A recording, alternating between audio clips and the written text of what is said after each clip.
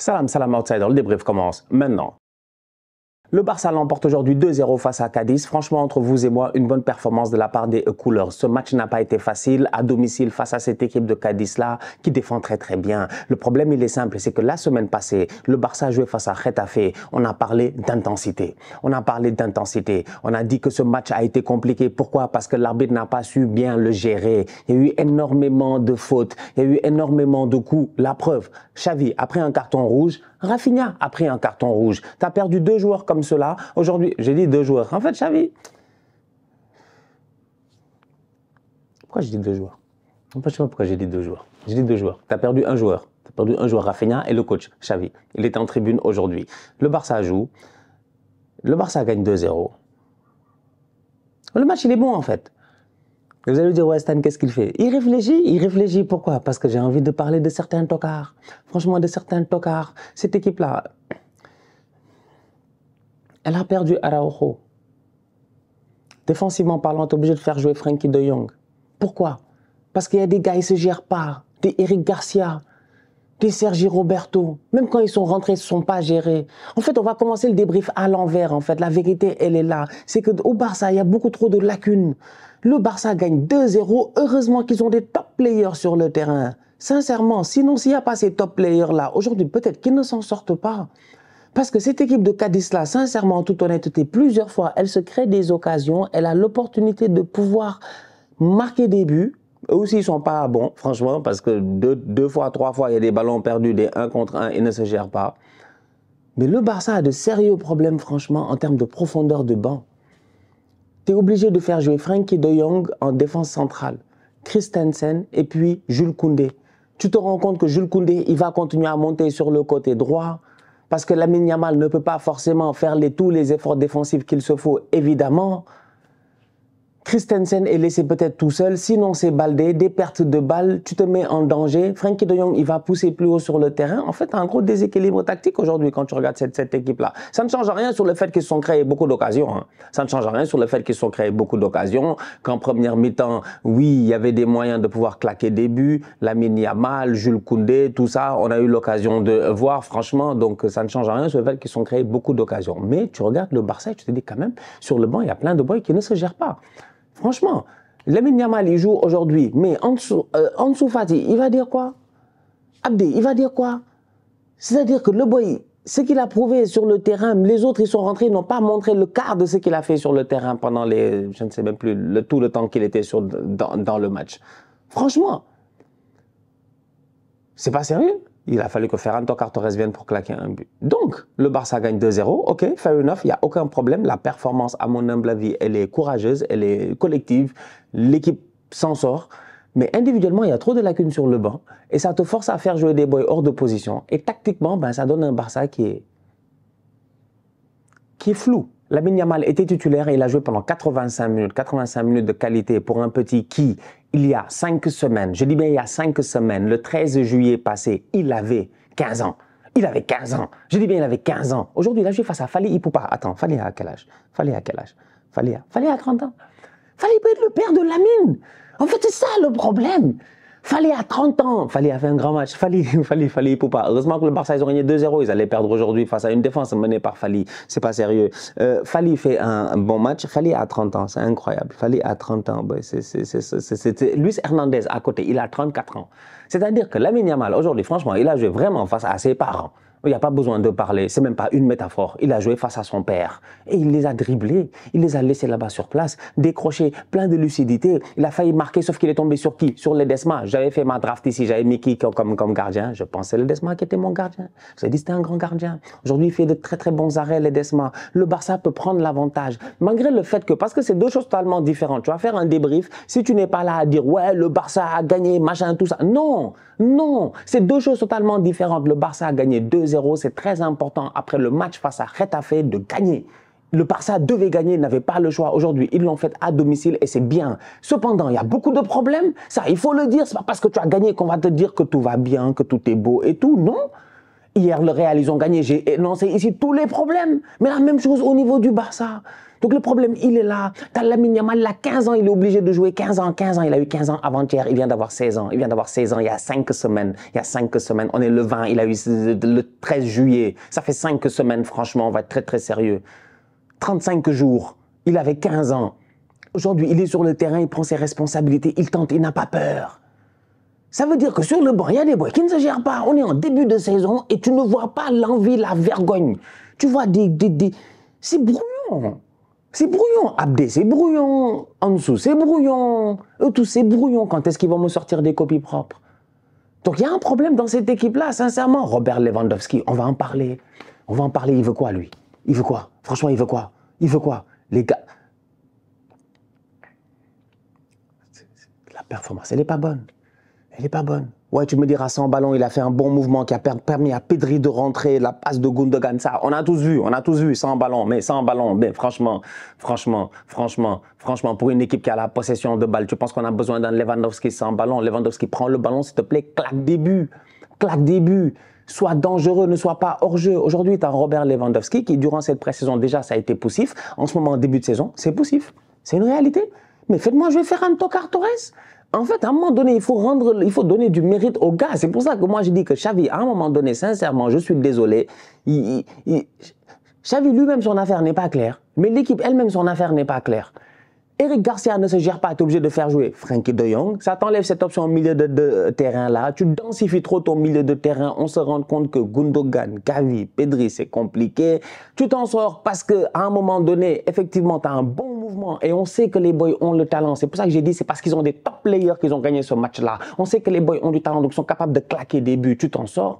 Mais la vérité, c'est que sur les côtés, c'est difficile. Tu n'as pas Rafinha. Baldé n'est pas un ailier. On l'a dit ici, oui, on a dit Baldé. C'était pour rigoler. Xavi, il a pris ça au sérieux. Maintenant, Baldé, en fait, c'est fini. Il ne défend plus. Il joue sur le côté gauche tout seul. Il n'y a que lui qui va être titulaire. C'est quoi ça? Des questions à se poser, en fait. C'est des questions à se poser. Moi, je comprends. Franchement, je ne comprends pas. Sincèrement, je ne comprends pas. J'ai rien le Barça aujourd'hui. Encore, on va dire, ouais, Stan, il n'aime pas le Barça, il est trop dur avec le Barça. Mais non, qui aime bien, châtie bien, en fait. Qui aime bien, châtie bien. Moi, je veux comprendre. Où est le Barça serein qui vient, qui joue face à Cadiz à domicile, il gère le match de fond en comble. Tu as 2-3 erreurs, tu te dis, c'est des choses qui arrivent, et hop, tu passes à autre chose, victoire 2-0. C'est pas ça qui s'est passé, Cadiz, aujourd'hui. Ils font un match très correct. Très correct. Et ils profitent des largesses de cette équipe du Barça, là, du manque de profondeur de cette équipe du Barça, là, de certains boys qui rentrent qui ne sont pas pertinents. Donc, bravo à Ferran Torres pour avoir claqué ce but-là. C'est bien. Il a fait une bonne pré-saison. Il devrait être titulaire. Fais-le jouer. Voilà, fais-le jouer, je ne sais pas. Change de dispositif tactique. Tu n'es pas obligé de faire jouer. Gavi peut s'asseoir sur le banc. Tu n'es pas obligé de faire jouer Gavi, Pedri, tout le monde en même temps, en fait. Il y a moyen de rééquilibrer l'équipe, en fait, dans un... Je ne sais pas, peut-être quand c'est le coin, il va venir, ils vont repasser en 4-3-3, je ne sais pas. La défense à 3 ne me pose pas de problème. Le double pivot ne me pose pas de problème. C'est l'animation offensive avec des joueurs qui ne sont pas forcément dans des postes où ils vont réussir à être décisifs. Gavi, quand il rentre dans la surface de réparation aujourd'hui, mais il n'a pas forcément la puissance pour passer. Mais il lui a fallu un coup pour le mettre par terre. En fait, tu as besoin à ce poste-là d'avoir des gars qui sont peut-être, je ne sais pas, qui sont plus performants dans les 20 derniers mètres. Donc, tu as des boys qui sont très bons dans l'activité au milieu de terrain. Ils vont faire circuler le ballon. Ils sont dangereux et tout. Mais quand tu arrives dans les 20 derniers mètres, peut-être que tu n'es pas forcément dangereux. Donc, du coup, aujourd'hui, tu regardes les dangers du Barça et tu te dis, OK, il y en a quelques-uns dans la surface, mais sinon, c'est les longs ballons. De retour à Gotham. Sirène de Gotham. Je suis fatigué. C'est Anthony, jusqu'à présent, ils ne l'ont pas enfermé. C'est pour ceux qui n'ont pas vu le débrief hier de Manchester United, il y avait les sirènes à Gotham qui étaient en train de... Juste au moment où je parlais d'Anthony, donc voilà. Dans le feu de l'action, dans l'improvisation, j'ai dit qu'ils venaient chercher Anthony. J'ai quelque chose dans les yeux. Je sais pas, je parle du Barça, j'ai des choses dans les yeux. J'ai des choses... Non mais... C'est une bonne victoire, hein. 2-0, franchement, c'est une bonne victoire. Mais il ne faut pas oublier d'où vient le Barça, où va le Barça. Cette année, on les attend en Ligue des Champions, quoi. Vous-même, vous savez que ça ne va pas être facile. Ça va pas être facile. Ça va pas être facile. Il faut que l'animation offensive, elle soit diversifiée. Il ne faut pas que tu sois prévisible. Tu arrives avec ton Baldé sur le côté. On va l'enfermer rapidement. Il a besoin de soutien. Il faut que Baldé puisse faire des dédoublements. Il faut qu'il joue avec quelqu'un devant lui. Donc passe concrètement dans un 3-4-3 qui te permet d'avoir vraiment en fait 2 joueurs offensivement qui sont devant et qui vont créer ce danger-là. Je ne sais pas. En tout cas, Xavi a vraiment du travail. Et aujourd'hui, le Barça, pour moi, il y a encore du travail. Et heureusement, encore une fois, que Pedri, il est fort, que Gundogan, il est fort, que Lewandowski, il est intelligent, même si en ce moment, il ne se gère pas. C'est que ça fait la différence. Tu vois la qualité. Tu vois la qualité. C'est-à-dire que les actions que Cadiz a eues, Cadiz devait marquer. Les actions que Cadiz a eues, si le Barça a les mêmes actions, le Barça marque. Parce que la qualité, c'est la qualité. C'est la qualité des joueurs sur le terrain qui te permet de faire la différence. Mais le fond en tant que tel, vous qui regardez chaque semaine les championnats, qui avez regardé Manchester City, qui avez regardé, je ne sais pas, Tottenham, qui avez, bon, Barça joue contre Tottenham, mais bref, qui avez regardé Arsenal, qui avez regardé le Real, vous qui avez eu l'occasion de regarder les équipes, le Bayern en début de week-end, toutes ces équipes-là, tu te dis, ok, c'est pas facile en fait. C'est ce genre d'adversité-là qui t'attendent.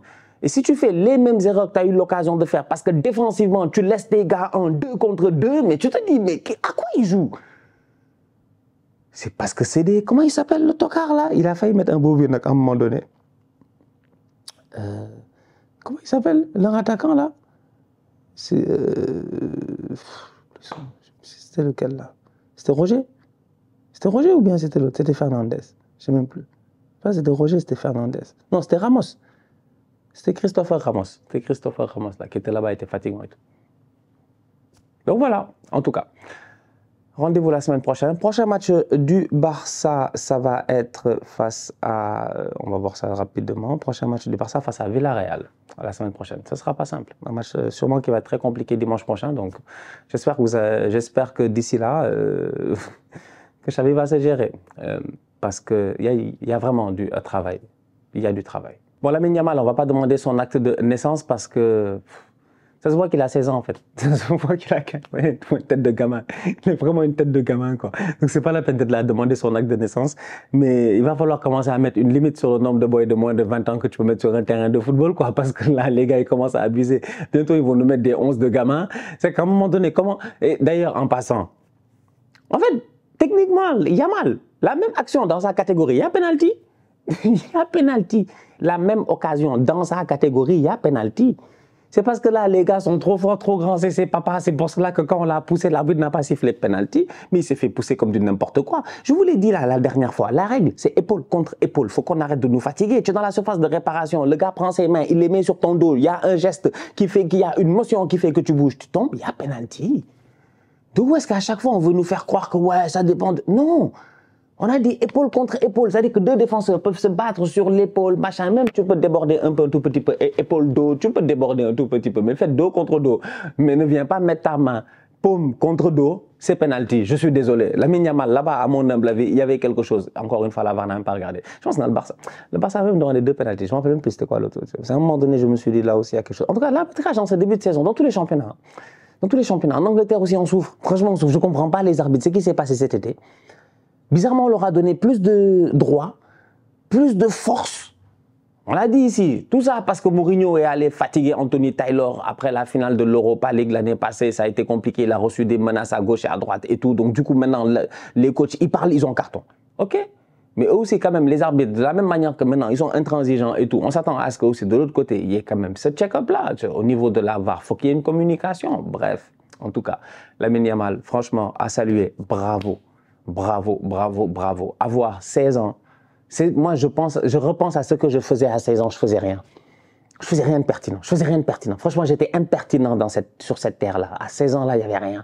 Je prenais un sac à dos, j'allais à l'école, c'est tout. On ne m'avait rien demandé. Histoire, géo, comment on appelle ça, de sciences, mathématiques, machin, il n'y a que ça, il n'y avait que ça. Des équations et des différentiels. On est fatigué. On est fatigué, le boy à 16 ans, il se fait plaisir, il vit un rêve, c'est incroyable. Et en plus, il le vit bien, de manière éveillée, parce que ses performances sont solides. Aujourd'hui, il a fait très belle performance, je tenais à le saluer avant de finir ce débrief. Bravo mon petit Lamine. J'ai dit en Wolof que Yamal, ça veut dire reste tranquille. J'ai l'impression que Lamine ne veut pas Yam, franchement. Il ne veut pas être en mode Yamal. Il a envie de tout attaquer, donc j'ai hâte de le voir cette saison. Et j'espère qu'il ne se blessera pas. La famille, on se capte très très bientôt pour une nouvelle vidéo. D'ici là, on continue à liker, on continue à partager, on s'abonne. On est ensemble, on reste en santé, c'est le plus important. Tous outsiders.